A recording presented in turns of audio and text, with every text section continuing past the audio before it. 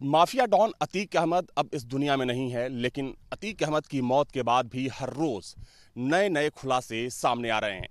एक और चौंकाने वाली जानकारी सामने आई है कि प्रयागराज के करेली इलाके में माफिया डॉन अतीक अहमद एक ऐसी टाउनशिप बनाने की योजना बना रहा था जो मुस्लिम बाहुल्य हो और जिसे अतीक अहमद और उसके जो करीबी हैं उनके लिए सेफ सिटी के तौर पर वो टाउनशिप जानी जाए, और इसके लिए बाकायदा एक लंबी चौड़ी प्लानिंग भी की गई थी। हालांकि आप देख सकते हैं कि जहां पर इस वक्त मैं मौजूद हूं, चूंकि ये अलीना सिटी है जो कि अतीक अहमद और उसके करीबियों की थी। हालांकि अवैध निर्माण होने की वजह से इस टाउनशिप को कुछ साल पहले ही सरकार ने बुलडोजर से पूरी तरीके से ध्वस्त कर दिया। हालांकि इसके बाद भी अतीक अहमद रुका नहीं।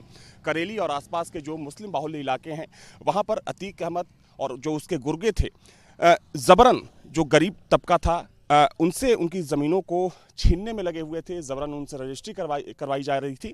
और चूंकि अतीक अहमद की प्लानिंग यही थी कि इस जगह पर एक ऐसी टाउनशिप खड़ी की जाए जो उसके लिए और उसके घर वालों के लिए एक सेफ सिटी के तौर पर जानी जाए, जहां पर उसके गुर्गे रह सकें और बाकायदा उनके रहने के लिए वहां पर ज़मीनों को लेने की जो पूरी प्रक्रिया थी वो भी शुरू कर दी गई थी। तमाम ऐसी ज़मीनें थीं जिनको इस इलाके में हथियाया गया। तमाम ऐसी ज़मीनें थी जो लोगों को औने पौने दाम देकर उनसे ज़बरन ले लिए गए। और चूंकि देखा जाए तो अगर हम करेली की बात करें, चकिया की बात करें, तो यहाँ पर अतीक अहमद का पिछले काफ़ी समय से दबदबा रहा है।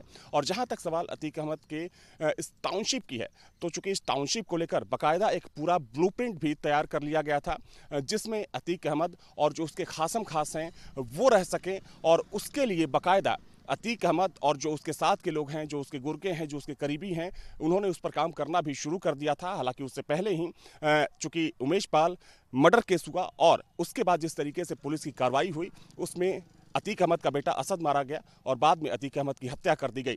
लेकिन अब जिस तरीके से इस पूरे मामले से जुड़े जो तथ्य सामने आ रहे हैं वो बेहद चौंकाने वाले हैं। और जिस टाउनशिप की बात कही जा रही है, अगर अतीक अहमद इस टाउनशिप को बसाने में कामयाब हुआ होता तो जाहिर सी बात है कि ये टाउनशिप अतीक अहमद और उसके पूरे कुनबे के लिए एक सेफ सिटी के तौर पर जानी जाती। वीडियो जर्नलिस्ट सैफुल हसन के साथ अविनाश सिंह, न्यूज स्टेट, प्रयागराज।